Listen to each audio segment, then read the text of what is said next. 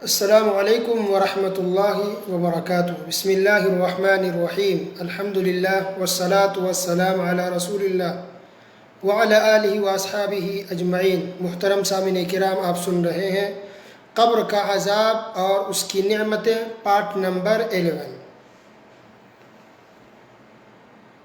آج کے درس میں ہم یہ جانیں گے کہ قبر کی نعمتیں کیا ہیں۔ اب تک 1 سے لے کے 10 تک میں آپ نے سنا کہ قبر کے اندر کیا ہوگا، اس کے حالات کیا ہوں گے، لوگوں کے ساتھ کیا معاملہ پیش آئے گا اور عذاب کس قدر ہوگا۔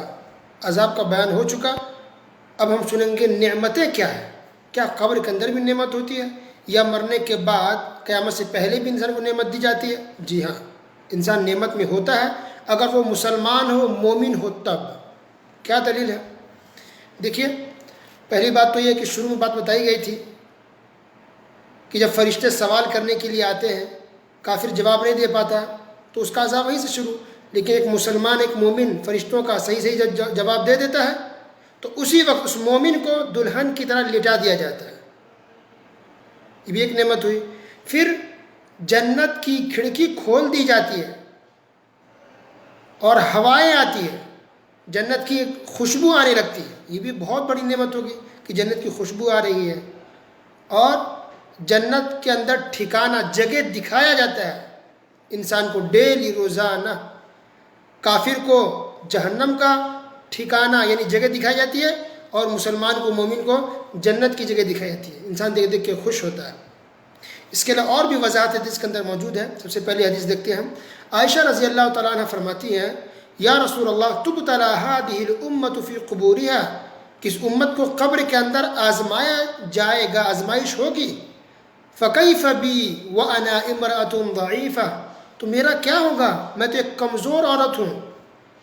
تو آپ صلی اللہ علیہ وسلم نے فرمایا، یثبت اللہ الذین آمنوا بالقول الثابت فی الحیاۃ الدنیا وفی الآخرہ۔ اس کا ترجمہ یہ ہے کہ ایمان والوں کو اللہ سبحانہ و تعالیٰ پکی بات کے ساتھ مضبوط رکھتا ہے، دنیا کی زندگی میں بھی اور آخرت میں بھی۔ تو اس آیت سے مراد یہی ہے کہ اللہ تعالیٰ مومنوں کو قبر کے اندر ثابت قدم رکھتا ہے، اللہ تعالیٰ مدد فرماتا ہے، اور ایک مومن فرشتوں کا صحیح جواب دے پاتا ہے۔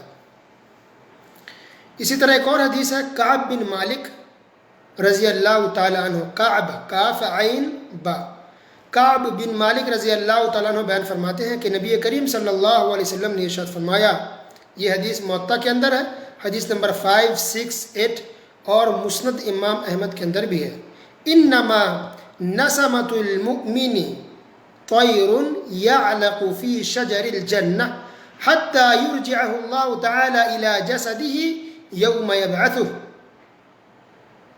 یعنی مومنوں کی روح پرندے کی طرح ہوتی ہے، چڑیا کی طرح، پرندے کی طرح ہوتی ہے، جنت کے درختوں سے وہ کھاتی پیتی ہے، یہاں تک کہ اللہ سبحانہ و تعالیٰ اس روح کو جب قیامت برپا کرے گا، قیامت آئے گی، تو اس دن اللہ تعالیٰ اس روح کو اس کے جسم کے پاس دوبارہ لوٹا دے گا۔ ایک عام مومن کے بارے میں بات ہو رہی ہے کہ مسلمان مومن جو ہوں گے ان کی روح پرندے کی شکل میں ہوتی ہے، اللہ پرندے کی شکل بنا دیتا ہے، اور وہ جنت کے درختوں کے پھلوں کو، وہاں جو غذا اللہ تعالیٰ دیتا ہے، کھاتی پیتی رہتی ہے، روح کھاتی پیتی ہے، اور پھر اللہ تعالیٰ قیامت کے دن اس روح کو جسم کے پاس لوٹا دے گا۔ شہیدوں کے لیے اسپیشل حدیث ہے، حدیث بھی ہے اور آیت بھی ہے۔ مشہور آیت ہے سورہ آل عمران کی، بہت مشہور ہے، وَلَا تَحْسَبَنَّ الَّذِينَ قُتِلُوا فِي سَبِيلِ اللَّهِ أَمْوَاتًا بَلْ أَحْيَاءٌ عِنْدَ رَبِّهِمْ يُرْزَقُونَ۔ مشہور آیت ہے کہ شہید زندہ ہوتے ہیں، شہیدوں کو مردہ مت کہو۔ اچھا، اس آیت کو کچھ لوگ غلط معنی میں استعمال کرتے ہیں اور کہتے ہیں کہ دیکھو ہمارے اولیاء بھی زندہ ہیں اور ہم ان کے پاس جا سکتے ہیں، ان سے دعائیں کر سکتے ہیں، کیونکہ وہ وفات نہیں پاتے، وہ پردہ فرما جاتے ہیں۔ یہ غلط ہے۔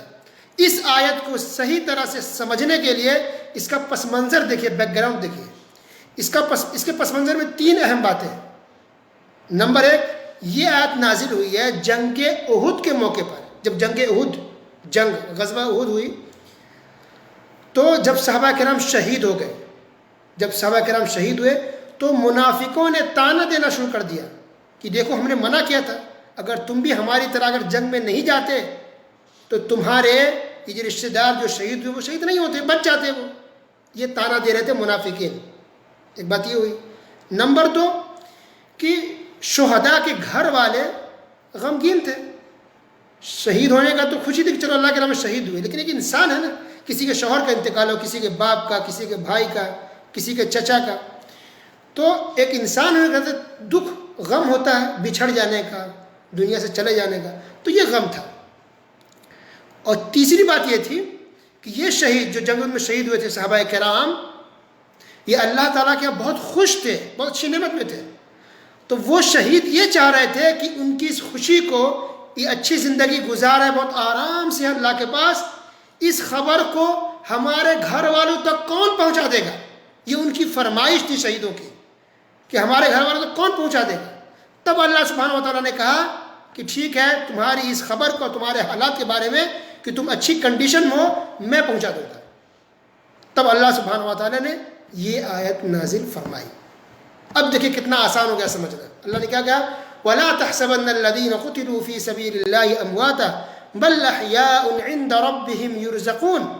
کہ تم لوگ ان لوگوں کو جو اللہ کی راہ میں شہید ہو گئے مردہ مت سمجھو، وہ تو زندہ ہے، اللہ کے پاس انہیں رزق دیا جا رہا ہے. فرحین بما آتاہم اللہ من فضلہ ویستبشرون بالذین لم یلحقوا بہم من خلفہم الا خوف علیہم ولا هم یحزنون.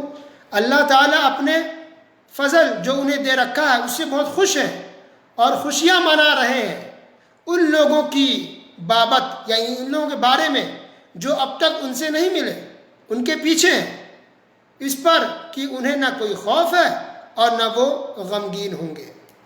تو جو جنگ احد میں جو صحابہ کرام شہید ہو گئے تھے وہ تو خوش ہیں ہی، اور خوش ہونے کے ساتھ یہ خوشی بھی منا رہے ہیں کہ ان کے بعد آنے والے جو ان کے ساتھی دیگر ہیں جو بعد میں شہید ہونے والے ہیں، وہ خوشیاں منا رہے ہیں کہ وہ خوش نصیب ہوں گے وہ لوگ جو اللہ کی راہ میں شہید ہو جائیں. تو اس آیت سے ایک تو اللہ نے جو وعدہ کیا کہ شہید کے بارے میں ان کے گھر والوں کو، مسلمانوں کو بتا دیا جائے کہ وہ لوگ خوش ہیں، یہ خبر پہنچ گئی، کیونکہ یہ خبر اللہ کے علاوہ کوئی بھی نہیں دے سکتا تھا. دوسری بات کہ منافقین جو طعنہ دے رہے تھے کہ اگر تمہارے گھر والے نہیں جاتے جنگ میں تو بچ جاتے، دیکھو مارے گئے کیونکہ وہ ہماری بات نہیں مانے، تو ان کو جواب مل گیا کہ وفات پا گئے تو وہ کوئی برا نہیں ہوا ان کے ساتھ، گھاٹے کا سودا نہیں ہوا ہے، بلکہ الحمدللہ وہ لوگ خوش ہیں، خوش ہیں، اللہ کی نعمتیں انہیں مل رہی ہے، بلکہ ایک طرح سے زندہ ہے وہ اللہ کے یہاں، زندہ ہے. وفات پائیں دنیا کے حساب سے، اللہ کے زندہ ہے وہ. تمہیں لگ رہا ہے کہ مردہ ہو گئے، وفات پا گئے، اللہ کے تو زندہ ہے. اور تیسرا یہ جواب دینا تھا تاکہ تسلی ہو ان کے گھر والوں کو، ان کی فیملی کو، کہ غمگین نہ ہو، وہ ہمارے پاس زندہ ہے، انہیں نعمتیں مل رہی ہیں، اللہ کا رزق مل رہا ہے، انہیں کھا پی رہے ہیں، آرام سے ہیں، آپ لوگوں کو فکر کرنے کی کوئی ضرورت نہیں ہے. تو یہ پس منظر اس آیت کا. تو یہاں کہا گیا کہ مردہ نہیں ہے، تو مردہ نہیں اس حساب سے کہا گیا کہ مرنے کے بعد تو اللہ تعالیٰ زندہ کر دیا، وہاں زندہ ہے وہ اچھی حالت میں. ورنہ دنیا کے حساب سے تو ہر انسان کو وفات پانا ہے، اور جو بھی شہید ہو تو وفات پا ہی جاتے ہیں، تو دنیا سے ان کا کنیکشن تو ٹوٹ ہی گیا، تبھی تو وہ اپنے گھر والے کو نہیں بتا پا رہے تھے اور اللہ نے ان کے بارے میں بتایا. اچھا، عبداللہ بن مسعود رضی اللہ تعالیٰ عنہ نے اس آیت کے بارے میں سورہ آل عمران آیت نمبر 169 سے 170، یہی آیت وَلَا تَحْسَبَنَّ الَّذِينَ قُتِلُوا فِي سَبِيلِ اللَّهِ أَمْوَاتًا، کہ جو لوگ اللہ کے راہ میں شہید ہو جاتے ہیں ان کو تم مردہ مت سمجھو بلکہ وہ زندہ ہے، اللہ کے پاس انہیں رزق دیا جا رہا ہے. تو عبداللہ بن مسعود رضی اللہ عنہ نے کہا کہ میں نے اس آیت کے بارے میں رسول اللہ صلی اللہ علیہ وسلم سے پوچھا کہ اس آیت کا کیا مطلب ہے کہ وہ زندہ ہے، رزق مل رہا ہے، کیا مطلب ہے؟ تو انہوں نے کہا کہ رسول اللہ صلی اللہ علیہ وسلم نے اس آیت کا مطلب سمجھایا. حدیث دیکھیں صحیح مسلم کتاب الامارہ حدیث نمبر 1887، سنن ترمذی حدیث نمبر 3011، اور سنن ابن ماجہ کتاب الجہاد حدیث نمبر 2801. آپ صلی اللہ علیہ وسلم نے ارشاد فرمایا کہ ان شہداؤں کی جو شہید اللہ کی راہ میں ہوتے ہیں ان کی روحیں سبز یعنی گرین ہرے پرندے کی طرح ہو جاتی ہے جو جنت میں تسرح فی الجنت فی ایہا شاءت، جنت میں جہاں چاہتی ہے روحیں چلتی پھرتی رہتی ہے، گھومتی رہتی ہے، سیر کرتی رہتی ہے. اللہ اکبر. ثم تأوی الی قنادیل معلقۃ بالعرش، پھر چر کر کے، گھوم پھر کر کے، کھا پی کر کے اللہ کی جنتوں میں آخر میں اللہ کے عرش کے نیچے لٹکے ہوئے قندیلوں کے پاس آ کر کے پناہ لے لیتی ہے، بسیرا لے لیتی ہے. کون؟ شہیدوں کی روحیں جنت میں گھومتی پھرتی ہے، کھاتی پیتی رہتی ہے، اور پھر آ کر کے لاسٹ میں آخر میں قندیل میں آ کے پناہ لیتی ہے. قندیل کس کو کہتے ہیں؟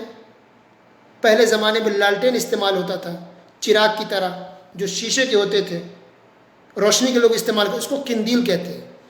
ایک حدیث میں یہ ہے کہ یہ قندیل سونے کے ہوتے ہیں، تو اس سونے کے قندیل میں، لالٹین میں وہ روحیں آ کر کے پناہ لیتی ہیں، اور یہ قندیل اللہ کے عرش کے نیچے لٹکی ہوئی ہوتی ہے. اللہ اکبر. تو اللہ سبحانہ و تعالیٰ نے پوچھا بھی ان فرشتوں سے، ان شہیدوں سے، کہ تم کیا چاہتے ہو، کیا چاہیے؟ تو ان شہیدوں نے کہا کہ اللہ ہمیں کیا چاہیے، ہم جنت میں گھوم پھر رہے ہیں، کھا پی رہے ہیں، اور کیا چاہیے؟ تو اللہ نے کہا مانگو کیا چاہتے ہو. تو ان لوگوں نے یہی ڈیمانڈ کیا کہ اللہ اگر تو کچھ دینا چاہ رہا ہے تو ہماری روحوں کو ہمارے جسموں میں لوٹا دے، یعنی دوبارہ زندہ کر کے ہمیں دنیا میں بھیج دے. میں چاہتا ہوں کہ پھر دوبارہ تیری راہ میں شہید ہو جاؤ، قربان ہو جاؤ. اللہ اکبر، سبحان اللہ. تو یہ ہے نعمت ملتی ہے. تو یہ شہید ابھی تو قیامت آئی نہیں ہے، لیکن ابھی سے وہ لوگ برزخ کی زندگی میں ہیں، اور ابھی سے وہ لوگ جنت سے کھا پی رہے ہیں، اللہ کے حکم سے آرام سے ہیں. ایک اور حدیث دیکھیے سنن ابی داؤد، عبداللہ بن عباس رضی اللہ تعالیٰ عنہ بیان کرتے ہیں کہ نبی کریم صلی اللہ علیہ وسلم نے ارشاد فرمایا، جب احد کے اندر صحابہ کرام شہید ہوئے تھے تو آپ نے فرمایا کہ شہیدوں کی روحیں پرندے کی طرح ہوتی ہے یا ہرے پرندے کی پیٹ میں ہوتی ہے، پیٹ کے اندر. پھر یہ پرندہ جنت کے اندر گھومتا پھرتا رہتا ہے. وَتَأْكُلُ مِنْ أَثْمَارِهَا، پھلوں کو، فروٹس کھاتا پیتا رہتا ہے، اور پھر سونے کے قندیل کے نیچے آ کر کے، اللہ کے اس کے نیچے آ کر کے پناہ لے لیتا ہے، اور اس کا کھانا بھی اچھا ہوتا ہے، پینا بھی اچھا ہوتا ہے، آرام سے سکون سے ہوتا ہے. تب پھر یہی ڈیمانڈ کرتے ہیں یہ شہداء جو شہید ہوئے اللہ کی راہ میں، کہ کون ہے جو ہمارے بارے میں جا کر کے دنیا میں بتا دے کہ ہم بہت آرام سے ہیں، نعمتیں مل رہی ہیں، خوش ہیں. تو اللہ سبحانہ تعالیٰ نے کہا کہ ٹھیک ہے، میں تمہارے بارے میں دنیا والوں کو بتا دوں گا. تب اللہ سبحانہ و تعالیٰ نے یہ آیت نازل فرمائی کہ تم ان لوگوں کو مردہ نہ سمجھو جو اللہ کے راہ میں شہید ہو گئے، بلکہ وہ زندہ ہیں، اپنے رب کے پاس روزی دیے جا رہے ہیں، انہیں رزق مل رہا ہے. اللہ اکبر. یہ نعمتیں مل رہی ہیں، اور یہ مطلب ہے زندہ رہنے کا کہ برزخ کی زندگی میں زندہ ہے، دنیا کی زندگی میں نہیں. یہاں تو وفات پا چکے ہیں، شہید ہو چکے ہیں، انتقال کر چکے ہیں، لیکن اللہ کے یہاں زندہ ہے. اللہ تعالیٰ انہیں رزق دے رہا ہے، رزق عطا فرما رہا ہے. تو جنگ احد میں جہاں بہت سارے صحابہ کرام شہید ہوئے تھے، وہیں جابر رضی اللہ تعالیٰ عنہ کے والد بھی شہید ہوئے تھے، جن کا نام عبداللہ تھا. جب عبداللہ شہید ہو گئے، جابر رضی اللہ عنہ بیٹا ہے، دیکھا باپ کی شہادت، باپ کا غم، باپ کے جانے کا غم کہ انتقال کر گئے، شہید ہو گئے، چلے گئے، رونے لگ گئے، رو رہے تھے. اللہ سبحانہ و تعالیٰ نے ان سے گفتگو کی، بات بھی کی. لیکن دیکھیے کہ نبی کریم صلی اللہ علیہ وسلم کیا فرما رہے ہیں. نبی کریم صلی اللہ علیہ وسلم نے بیان فرمایا، جابر رضی اللہ تعالیٰ عنہ کہتے ہیں کہ جب میرے والد شہید ہو گئے تھے جنگ احد کے اندر، اور لیٹے ہوئے تھے، شہید ہو گئے، ان کو لٹا دیا گیا تھا ان کے والد کو، تو کہتے ہیں کہ میں رو رہا تھا، اور رو رو کر کے میں اپنے والد کے چہرے کو کھولتا، کپڑا چہرے پر سے ہٹاتا اور دیکھتا تھا، پھر ہٹتا پیچھے، پھر تڑپ ہوتی دیکھنے کی، پھر میں کپڑا ہٹاتا اپنے والد صاحب کے، اپنے ابا کے چہرے پر سے کپڑا، اور پھر میں دیکھتا تھا. تو کچھ صحابہ کرام مجھے منع کرتے تھے کہ تم ایسا مت کرو، لیکن رسول اللہ صلی اللہ علیہ وسلم مجھے منع نہیں کرتے تھے، یعنی میں دیکھتا چہرے کو اپنے والد کے تو دیکھنے دیتے تھے. وجعلت عینی تبکی، اور میری آنکھیں اشکبار تھی، میں رو رہا تھا، میرے آنکھوں سے آنسو جاری تھے. فقال رسول اللہ صلی اللہ علیہ وسلم لا تبکی، کیا جابر تم روتے کیوں ہو، کیوں رو رہے ہو، مت رو، فرشتے تمہارے ابا کے اوپر اپنے پروں سے سایہ کیے ہوئے ہیں، اور اس وقت تک فرشتے اپنے پروں سے تمہارے ابا کے اوپر سایہ کیے رہیں گے جب تک کہ ان کو دفن نہیں کر دیا جاتا۔ اللہ اکبر، یعنی سورج کی کرن تمہارے ابا کے اوپر نہیں لگ رہی ہے، دھوپ بھی نہیں لگ رہی ہے، فرشتوں نے اپنے پر بچھا دی ہے، اپنے پروں سے سایہ کر لیا ہے، سورج کی دھوپ بھی نہیں لگ پا رہی ہے، مت رو، کیوں روتے ہو؟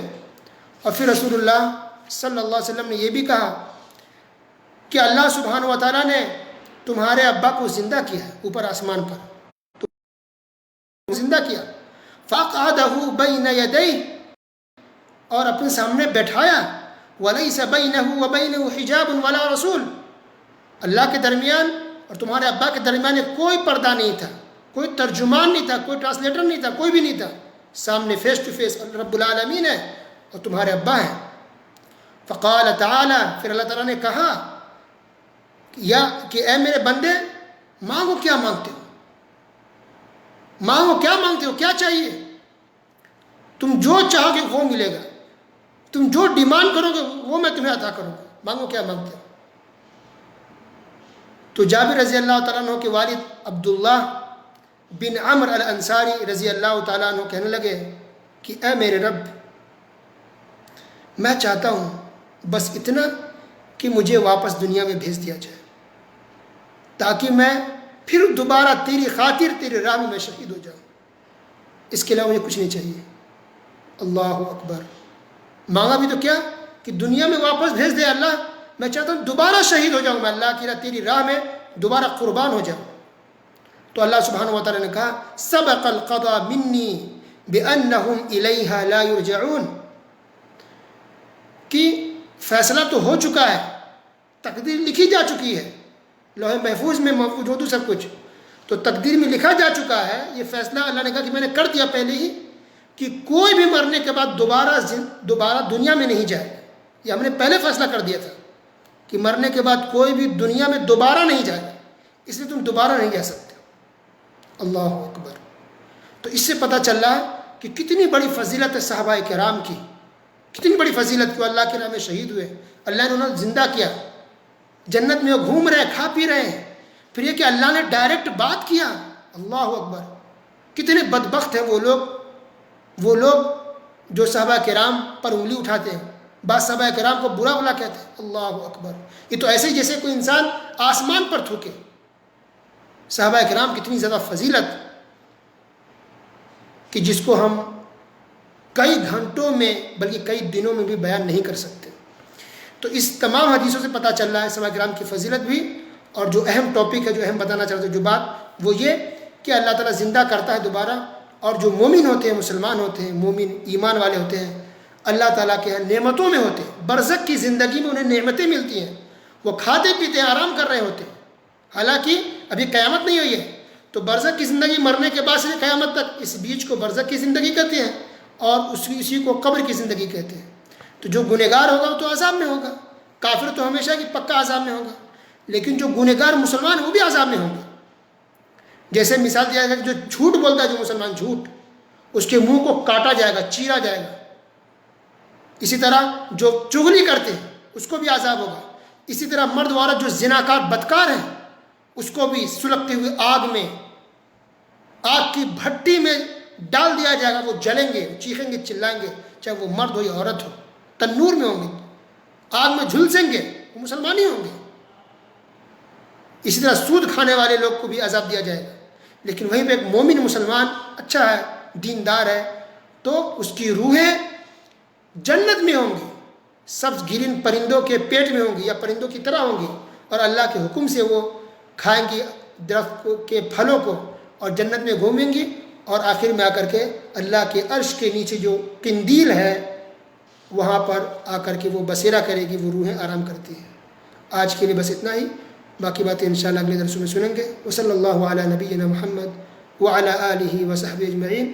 والسلام علیکم ورحمۃ اللہ وبرکاتہ۔